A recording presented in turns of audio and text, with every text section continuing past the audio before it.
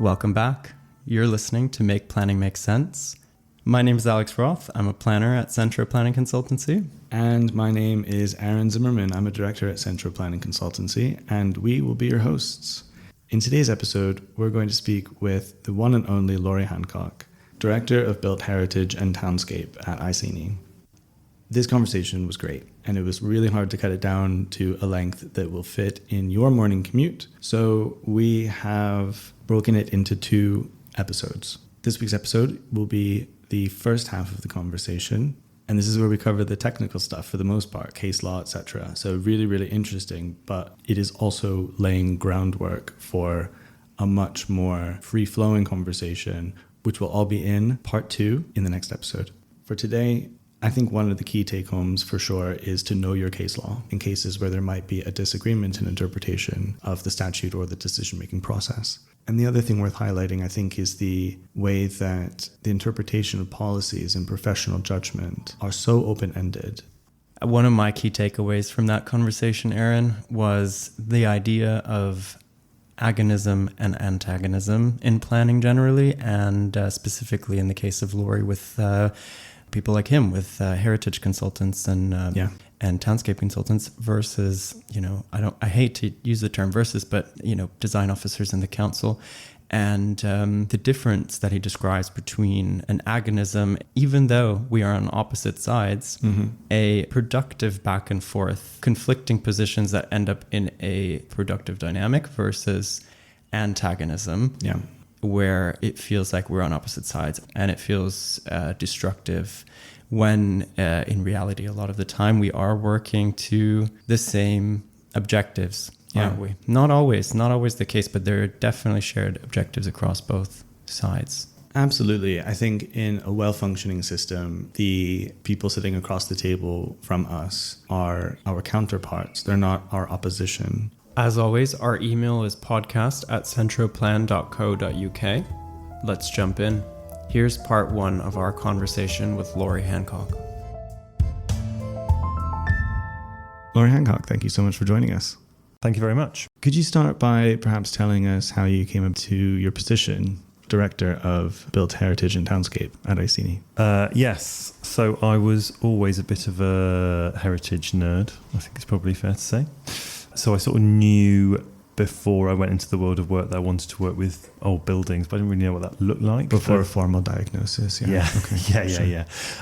I don't think anyone who goes into heritage really knows what the jobs are. So even when I talk to people now, everyone sort of assumes I work for some sort of government entity or whatever. And they're like, oh, consultancy, I didn't know that was a thing. Yeah.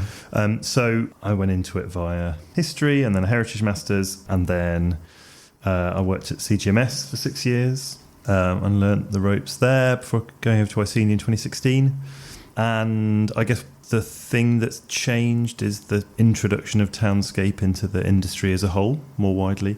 Could I just unpack what is the difference between townscape, visual impact, and heritage? The best way to think about it is that if you're assessing a heritage asset, you're assessing a heritage impact. You're assessing the impact on the thing, the significance of the heritage asset, the church, the warehouse, whatever it might be. But with townscape, you're assessing the effect on the experiencer, either the viewer in the case of visual impact or the townscape receptor.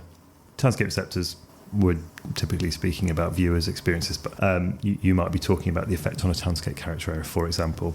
It's an inverted response. So that's a methodology that's arising from landscape and visual impact. Talk about Glivia a lot. Talk about who? Like Galinda's daughter? This guy called Glivia. Okay. The Guidance for Landscape Visual Impact Assessment, edition 3.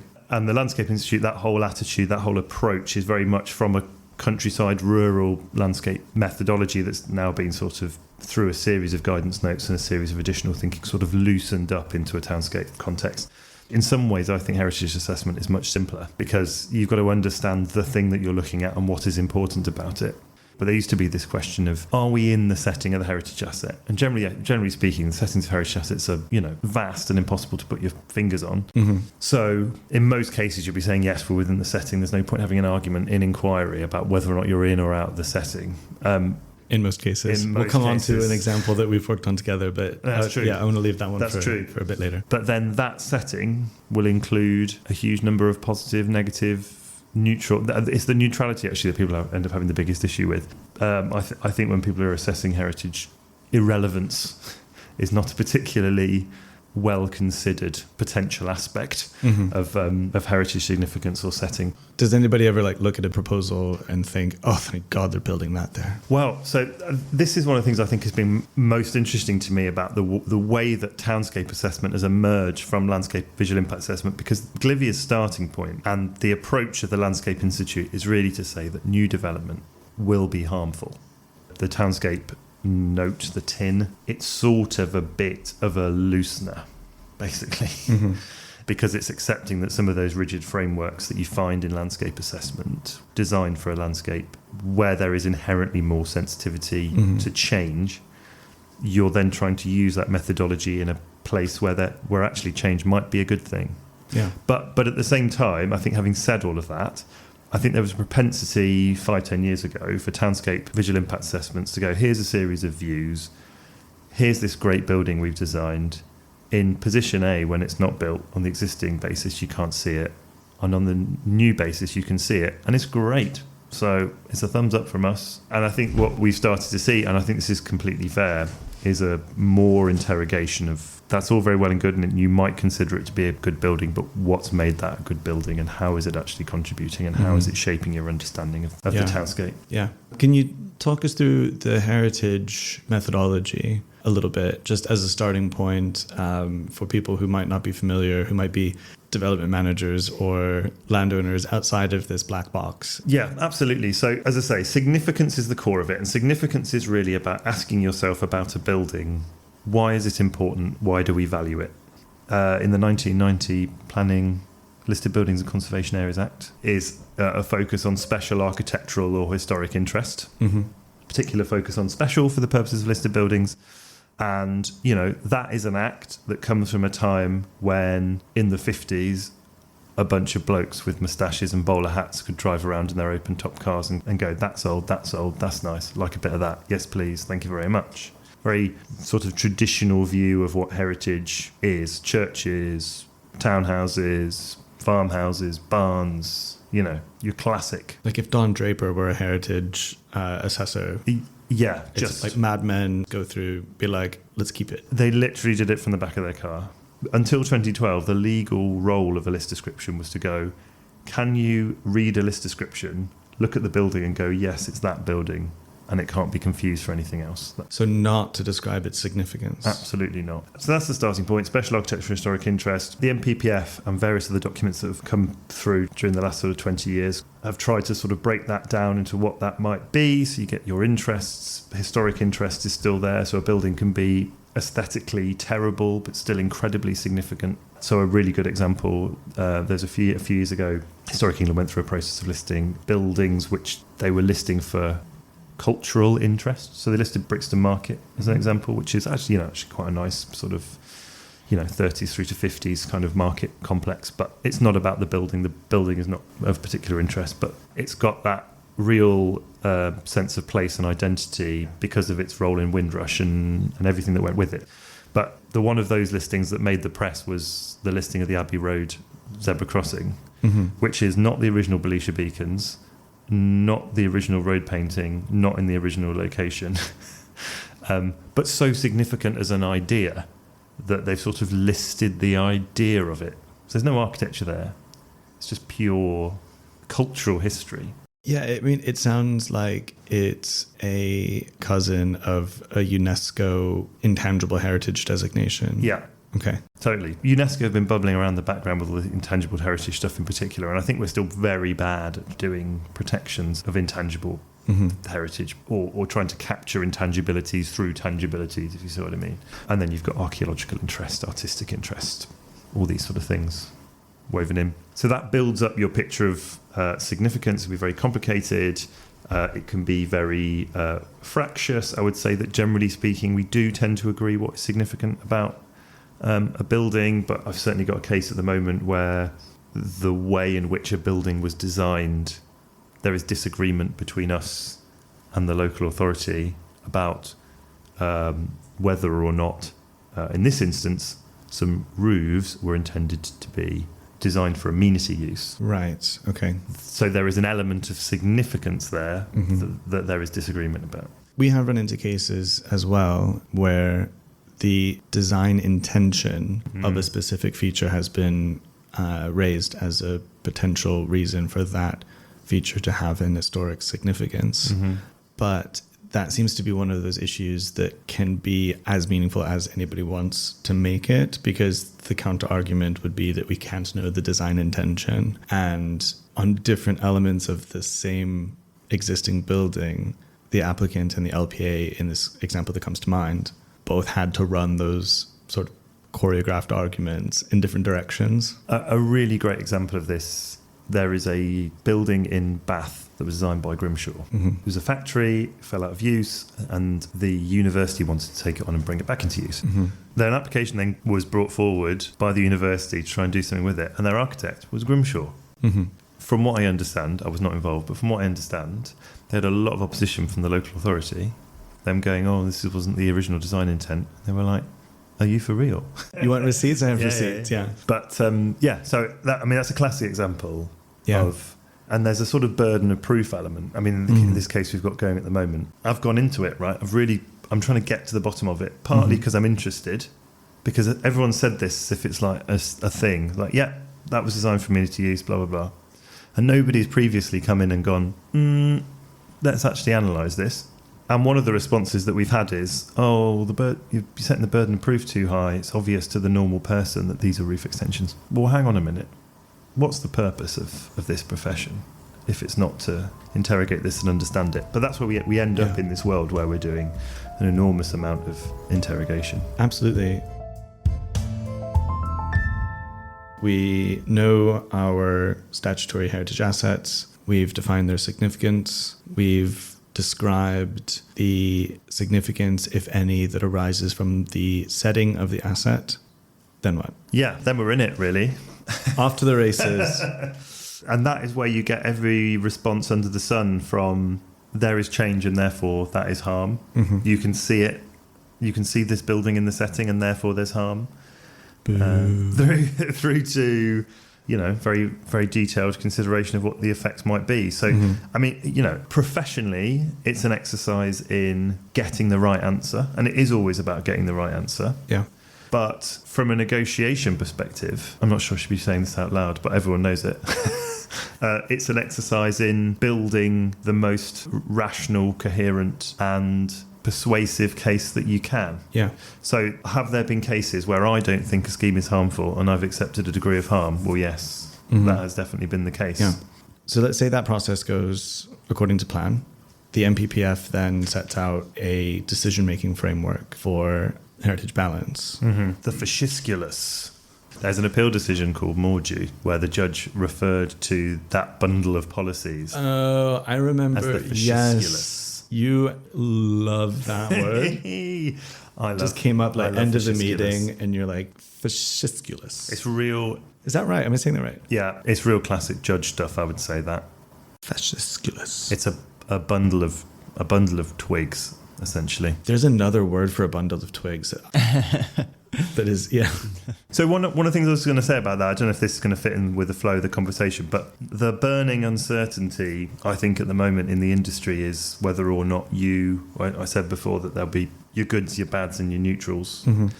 And the question really is whether or not you bundle up your goods and your bads together and undertake a bit of an internal balance, a netting off, as we see in a few appeal decisions and judgments, or whether or not you put all your harms and your benefits together and you hand them over to the planning consultant to it's sort of play with them. The Bohm question versus the Bramshill methodology. Yes. And so Whitechapel Bell Foundry. Yeah. Which is also still not being developed. So for better or for worse, it's just a vacant foundry at the moment. I mean, this is where we end up. Yeah. So in Bohm is the one area where there's a degree of certainty because that's specifically about conservation areas. So it's to prevent this decision making that goes, this building is a positive contributor in the conservation area, it will be lost, therefore I object to the scheme. I'm not even going to look at what you're proposing because the loss is unacceptable in principle. And BOEM says, no.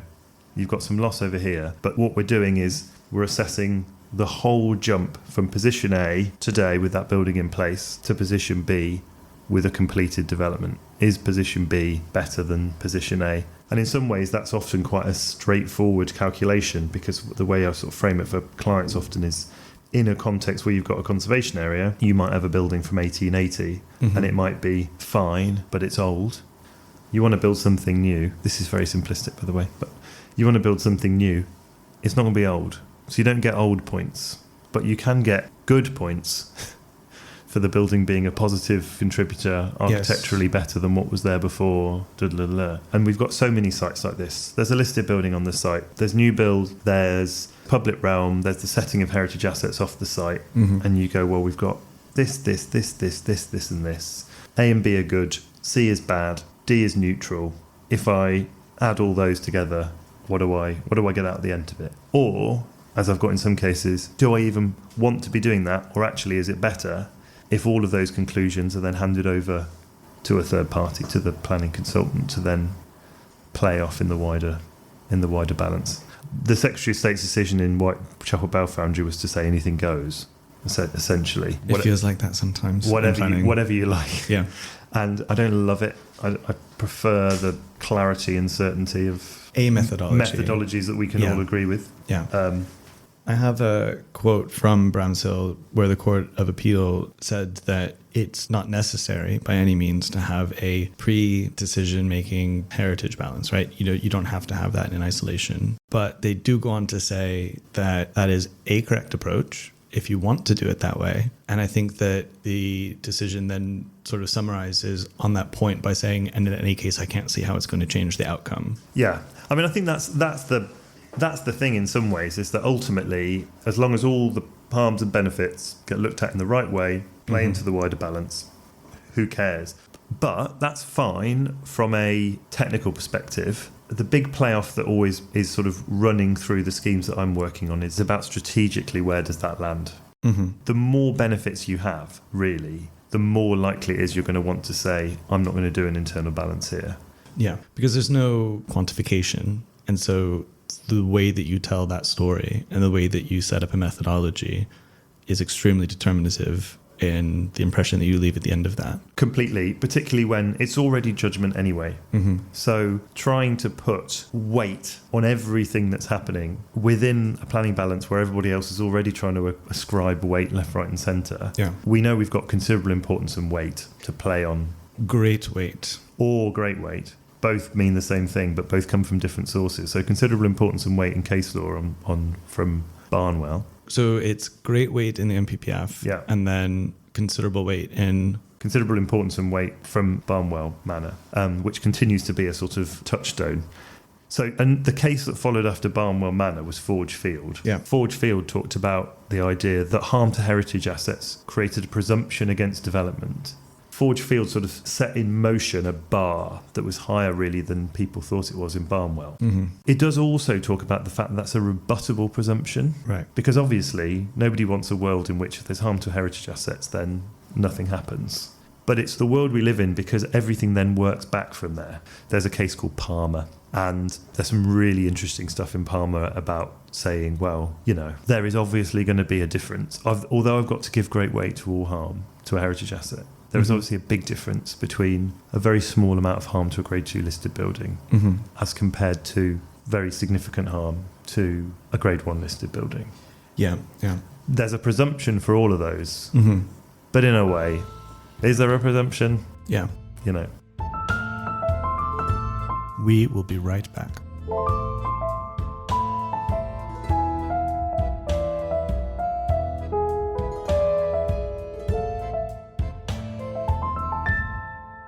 All harm has great weight, but that weight is also relative to the amount of harm that would occur and the significance of the asset. Yeah, but you'll notice that, again, the negative phrasing around it means that you go, well, everything gets great weight and their weight gets greater as the harm gets greater and the asset gets more sensitive. And I think that a lot of decision makers take that approach in local authorities. because they get to paragraph 212 and they say, look, great weight. And there's a lot more to it than that, of course, right? There's also the fact that heritage benefits attract to the same great weight, the statutory great weight, and that's from Safe Roddington. And then in 2021, Bramshill said, well, you can't just stop there. There's no presumption against development where harm would occur, because you have to look at all of the public benefits, not just heritage benefits, and the less than substantial harm can be outweighed entirely by public benefits that are not heritage benefits. Even though they don't have a presumption of great weight, the weight afforded to them is at the discretion of the decision maker. Yeah, so, and again, the way that the MPPF as a means of implementing the Act essentially works means that it's a whole part of the MPPF that is basically saying again and again and again, be very careful. That's the approach. And we see all sorts of issues fundamentally with policy application that comes out as a part of that. There's a part of the MPPF, paragraph 208, and it's basically a paragraph that says local planning authorities should have their own understanding of significance of an asset. That's what it's intended to do.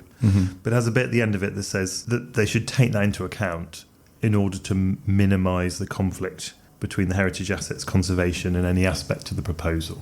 Right. And what that's sort of become is another test. Have you, as an applicant, minimised the conflict between the heritage asset significance and any aspect of the proposal? Which is something quite different than the principle in planning generally, which is that the decision maker is assessing the scheme before them, not alternative opportunities. Yes. So, there's a whole load of case law around that as well when it comes to heritage assets, believe me. But it's a frustration to me that there's a whole other test that is sort of created by a paragraph where a sentence has essentially been used in isolation from what drives it. And we've had it from Historic England, we've had it from local planning authorities. The other one that used to come up a lot more than it probably does now, but is still in the ether, is the clear and convincing justification bit. Because clear and convincing justification, I think in some cases can be seen as almost a separate test to the question of whether or not harm has been outweighed by heritage benefits. Yeah. So there is a bit of case law, again. And very hard to evidence. Yeah. I mean, I think in some ways the clear and convincing justification part for a while sort of became a thing where local authorities were sort of asking themselves, do I want this development to happen? Yes. And there's a lot of policy like that now, right? Yeah. With London Plan Policy D3 to optimize a site's capacity for residential land use. And it means kind of whatever you want, right? If you think the scheme's too big, well, then you clearly haven't optimized it. You've tried to maximize it. And I think that it's one of those styles of policy, whether in the MPPF or in a development plan, where people tend to see whatever they want in it. And the actual test is whether the decision maker is comfortable with the scheme overall. Yeah. And ultimately, where it's ended up with that particular piece of wording is, like with so much of MPPF Section 16 about heritage assets, it's relied on a judgment. And there's a big piece of case law, Pew, and that again says, well, if you've got planning benefits outweighing harm, then that's clear and convincing justification. What more do you want? Yeah. Which is very sensible. We're still trying to bat it away on a relatively regular basis. And I don't like quoting case law at anybody, but it needs it in there to make that part of the MPPF make sense, because otherwise you're just layering more and more tests. My overwhelming view is that when you consider what's flying around and what the priorities are, I think heritage is really, really important. Obviously, I wouldn't be doing this job if I didn't think that was the case. Yeah. But it's kind of broken how much weight has ended up being given to a single issue. Now we're getting somewhere fun. Maybe we can start the conversation about potential brokenness by asking what you think the purpose of the planning system is. I think all planning systems are essentially about control. That's That's so toxic. That's their starting point. I'm not editing that out. You're on record. I'm sorry. They're about looking at what a country needs and saying, how can we deliver the right number of these in the right places and deliver them in a way that makes sense for everyone. And I think the interesting thing about the British system, it seems to me, is that we love a chat and we love a debate. Yeah. And we love to think about things and over-intellectualise things. Yeah. As a result, it is probably significantly more labyrinthine and more judgment-based than most planning systems you see elsewhere. I think there are some ways in which the British planning system works very well. Mm-hmm. And I think that's a macro thing about producing good places. Mm-hmm. You know, no one would ever say about the British planning system, oh, people aren't held to account enough. What a lovely way to summarize that in a positive way. But obviously, what becomes really interesting is when you get people looking at it, as they always do, and go, I want this tool to be about delivery. Well, it's not about delivery, guys. The system as it exists is very difficult to turn into a delivery system. I mean, the most effective introductions into the planning system to make delivery happen. Development corporations. Development corporations. Absolutely. Well, I've been yeah. I've been development corporations. I mean, what the Canary Wharf situation. I had a conversation with someone who was working on Canary Wharf back in the 80s, and they said that without pre-app, they'd submit a planning application for a tall building on the Monday, and by the Friday of the following week, they'd have consent. Yeah. For like a 30-story building. It's funny, I've seen some of those application drawings, and they just look like watercolors. Yeah. Like straight up make a pretty picture of a pretty building. Yeah, and in a way, that's the only tool that you can introduce into the planning system to really make it work is something that says there is no longer a planning system. Well. But that's I think as we know it is a really important phrase there. Yeah. But at the same time, you take that Canary Wharf stuff, you look at the 1980s, there's a degree of sort of pre-agreement as to what things are going to look like and design coding and stuff. And I think design coding is potentially one of the tools that we will have in the future to cut through all of this. Yeah. But did it produce a good place? Well, I think Canary Wharf required a lot of tidying up to turn it into somewhere that people actually want to be. So from a heritage perspective, I think as a starting point, setting a high bar for protection has absolutely succeeded in the end goal in making heritage assets something that people want to protect. Yes.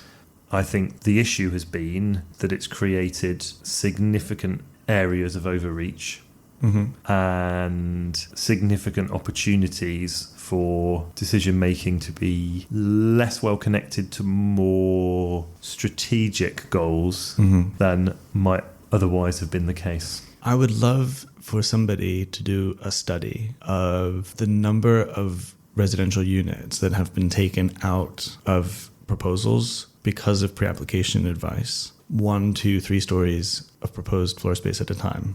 And then add those figures to the number of consented homes in that year, in that LPA. Because each individual site seems to shirk the responsibility of the aggregate. Well, of course, we don't have a 5-year housing land supply. Of course, our housing delivery is below target, notwithstanding the tilted balance. Maybe you're in a conservation area. We know we need the homes, and that's an absolute priority, but just not here, or just not any higher than the prevailing height of the area. And I think that the discretionary system tends to have blinders in that aggregate effect. I think as well, there is a tendency as a result of that, and there a tendency to want a decision sooner rather than later because of the wider pressures of vacancy and the sort of financial implications of holding costs and so on. Yeah.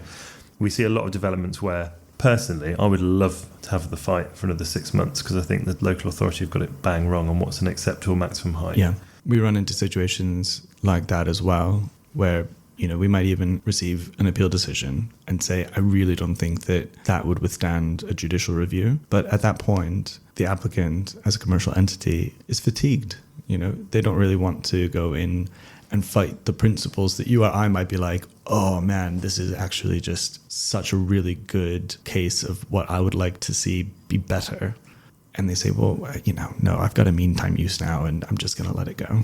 Yeah, so I think it's a system that encourages wasted opportunities, I think, to a certain extent. The aggregate point is such an interesting one because there is such an appetite for a consent to be delivered. And, for every Battersea power station where it's been going for 40 years or something and it's been through several people, and by the time it reaches the final developer, they need to absolutely push it to its absolute maximum in order to get any return off it whatsoever. There are, 5 or 10 other sites. I'll give you an example. We had a site in South London where we were proposing a 12-storey, 100% affordable scheme. And we went to the local authority and said, look, 12-storey, 100% affordable, or 9-storey, 100% private. They both deliver the same developer's profit. Which one do you want? Mm-hmm. And they told us to ask the members. And the members said 9. So they got, Yeah. and actually because of the second stair stuff, the 9-storey scheme wasn't even deliverable anyway. So they got a 6-storey scheme. And so a site that could have been, a large number of affordable units in a borough that isn't delivering to its 5-year housing land supply became a much, much smaller scheme because, developer just wants money in their pocket. And the council had every opportunity to encourage them to build as ambitiously as possible and deliver as much as possible. And the site's ended up delivering half of what it could have done. Yeah. I mean, I do think that there is a challenge in the planning system, and heritage plays a key role. And the challenge is this sort of presumption of an adversarial relationship between the applicant's team and the council's team. Mm-hmm. I don't personally think that it is conducive to good outcomes. It's definitely not conducive to timely outcomes for an adversarial approach to be taken. There's a thing in the heritage world about the dark side, right? Right. So something we hear a lot, he's gone over to the dark side, by which they mean consultancy. Extremely tiresome. Can I just add to that as well? It's really strange to be a planning agent at a pre-app and to feel like I am the only person on that call or sitting around that table who wants to deliver enough homes for that community. It's odd when I don't feel that the decision maker also has a passion for making sure that enough homes are delivered. Yeah. I think there is a reason why the bigger sites that we work on are easier than the smaller sites. Because usually you've got the attention of someone who's high enough up the chain to, want growth and to understand strategic ambition. I have to say, it is a very patchy picture in London, in my experience, from being in meetings with senior people and whether or not they're able or not to get the idea of where this is going. I'm going to name drop quite heavily, but not in a sort of famous person way, don't worry. So I worked on London Bridge Station when that was consented. One of the first jobs I did back in sort of 2011, 2012. Lovely station, by the way. Well done. Thank you very much. Sterling Prize nominated. Thank you very much. So I worked on London Bridge Station, and our case officer was a guy called Gordon Adams, who ended up being head of development delivery sort of side of things at Battersea Power Station. And when we submitted the application, I remember he said to the team, look, you've got sort of 8 or 9 reasons for refusal here. I'm not going to refuse this application because everyone knows that this is an important application and it's going to happen. It needs to go to committee with a recommendation for approval. So here's what would be the reasons for refusal if I was to determine it on what I've got in front of me. Yeah. Let's spend 6 months knocking 1 or 2 of these off a month, and I'll write the committee report as I go. And by the time we get to the end of it, you'll have a recommendation for approval and a fully written, and if you don't deal with it, then that's going to be a problem. But we're going to work together because we've got a shared interest in the outcome. That sense of shared interest in the outcome, 14 years later, is a vanishingly rare thing to see on development. Shared interest in the outcome. I like that a lot because I think that a lot of discussions do have that atmosphere of, well, take it or leave it. You want something from me. I don't want to give it to you.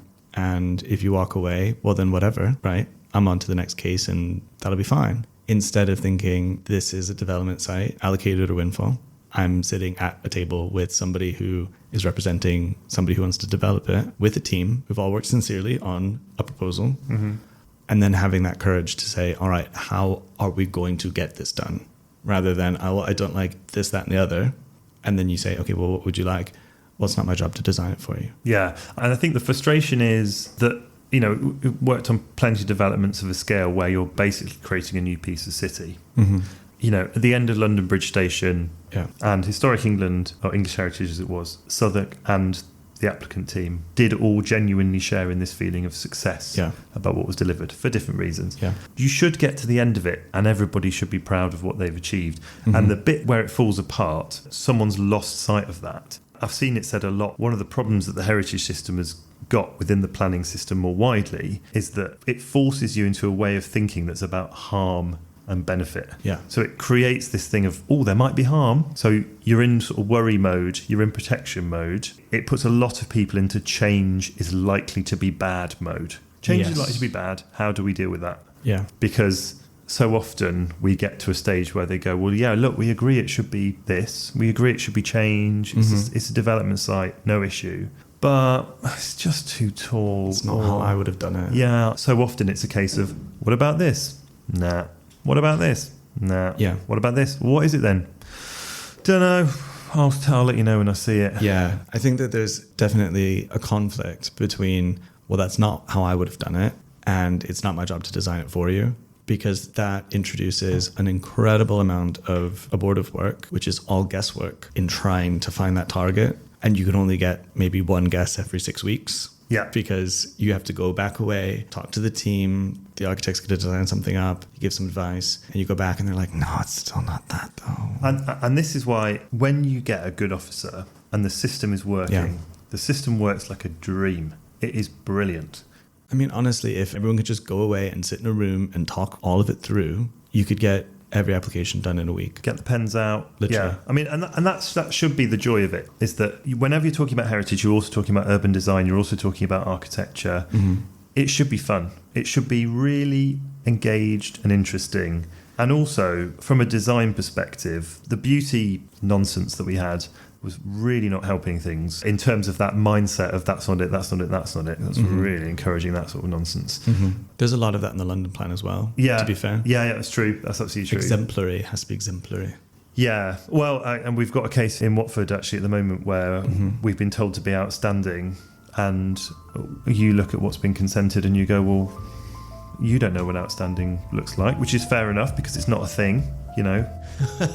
Which is, it's not fair enough because it's a matter of personal taste. It's fair enough because it's just not a thing. It's just not a thing. If you've enjoyed today's episode, please follow us on Spotify, Apple, or wherever you get your podcasts. If you'd like to get in touch, then we'd love to hear from you. Please write to us at podcast@centroplan.co.uk. Make Planning Make Sense is presented by Centro Planning Consultancy and recorded in beautiful London, England. Its executive producer is me, Aaron Zimmerman. Additional production by my colleague and co-host Alex Roth. Marketing and promotion by our colleague Reese Raymond.